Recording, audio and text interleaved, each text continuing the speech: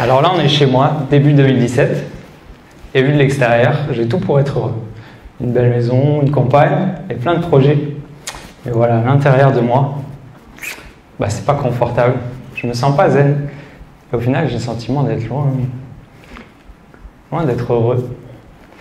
Et donc, je finis par penser que j'ai un problème, et je quitte tout pour chercher des solutions. De fil en aiguille, je finis par faire un séminaire d'intégration émotionnelle.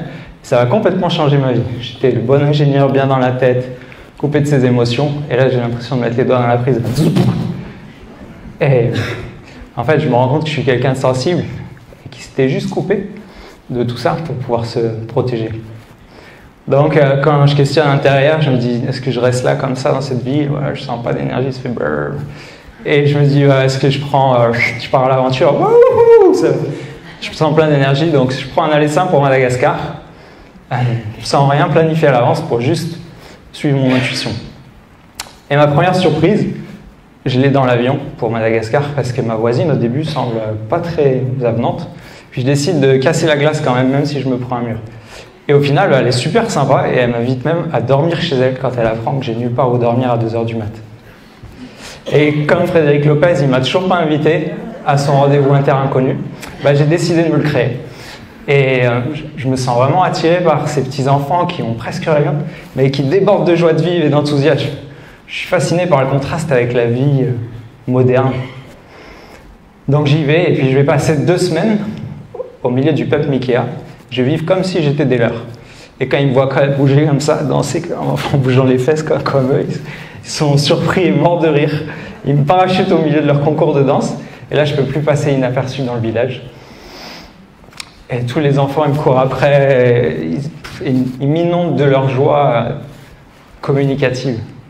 Et ce qui est fou là-bas, c'est qu'on ne parle pas la même langue avec la plupart des gens. Mais au final, à travers la langue des émotions, on va réussir à échanger comme si on parlait la même langue en fait. Et je me rends compte à quel point l'ouverture du cœur n'a pas de frontières. Et elle nous permet d'échanger même à l'autre bout du monde. Et avec 3 d'entre eux, on décide de partir dans la nature sauvage pendant 3 jours, marcher 50 km dans la brousse pour juste vivre une expérience au cœur de la simplicité. On se baigne, on se lave dans l'eau du lac et on dort à la belle étoile. Et on échange énormément de joie finalement pendant ces 3 jours. On n'a presque rien, mais moi je me sens rempli d'abondance. J'ai l'impression que c'est des amis de longue date. Et je me rappelle encore la tête d'Alfred, c'est celui qui est à droite, quand il me voit nager pour la première fois, parce que lui il ne sait pas nager. Il avait la tête d'un enfant qui donne à manger à un canard. C'était...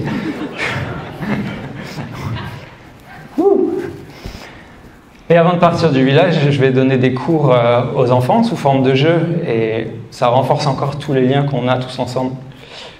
Et au moment de partir, ils sont nombreux à bien me faire sentir que je vais leur manquer et que je serai toujours le bienvenu. Et là, je ne peux pas m'empêcher, quand je pars, j'ai les larmes qui coulent sur mon visage. En fait. C'était tellement puissant et profond. Mais voilà, il y a la saison des pluies qui arrive à Madagascar et qui rend les déplacements impossibles, donc je décide de partir. Et là, je rencontre par hasard un Français qui part travailler en Thaïlande. Je regarde, toc, la météo a l'air sympa. Ma boussole intérieure me dit OK, donc j'y vais. Hop, ça y est, je pars en Thaïlande. Et sur la route, je rencontre un gars par hasard qui part faire 10 jours de retraite de méditation Vipassana. Ah, ça tombe bien, moi ça fait longtemps que j'avais envie d'essayer. Et puis il y a une place qui se libère la veille de démarrer, comme si c'était fait pour moi. Donc j'y vais. Et là je passe 10 jours à méditer seul face à moi-même, en silence. À la fin, j'ai bien compris que j'étais pas un être solitaire et que partager des émotions le cœur ouvert, ça me manque. Et je m'apprête à partir pour l'Inde, mais finalement, il y a une île au sud de la Thaïlande, Koh Phangan, et il a l'air de se passer des choses là-bas, ça m'attire. Il y a une super communauté autour du développement personnel et tout ça. Et hop, j'y vais. Et ce que je pensais être un détour d'une semaine, ça va finalement se transformer en un séjour d'1 mois et demi, parce que j'arrive plus à partir. C'est l'île des extrêmes. D'un côté, il y a la Full Moon Party, où 30 000 personnes se rejoignent sur une plage pendant une soirée pour faire la bringue. Et de l'autre côté, il y a tout un pôle avec des écoles de yoga, de tantra, de développement personnel. Et c'est l'orgie. C'est l'orgie. de rencontres vraiment profondes et qui me permettent, voilà, vraiment nourrissantes, qui me permettent de faire le tour de moi-même en faisant le tour de cette île vraiment paradisiaque.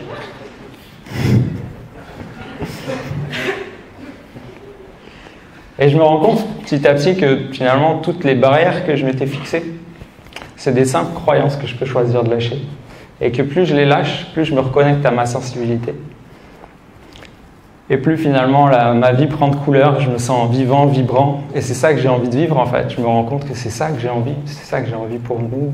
C'est le monde que j'ai envie de créer.